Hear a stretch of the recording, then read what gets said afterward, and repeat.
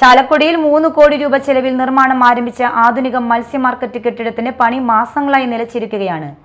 നിർമ്മാണം അനിശ്ചിതത്വത്തിലായതോടെ സ്റ്റാളുകൾ ഒഴിഞ്ഞു നൽകിയ മത്സ്യ വ്യാപാരികൾ ദുരിതത്തിലായി. ചാലക്കുടി നഗരത്തിലെ ആധുനിക മത്സ്യ മാർക്കറ്റ് കെട്ടിടത്തിന്റെ നിർമ്മാണം സ്തംഭിച്ചതോടെ വ്യാപാരികൾ കടുത്ത പ്രതിസന്ധിയിലാണെന്ന് പരാതി.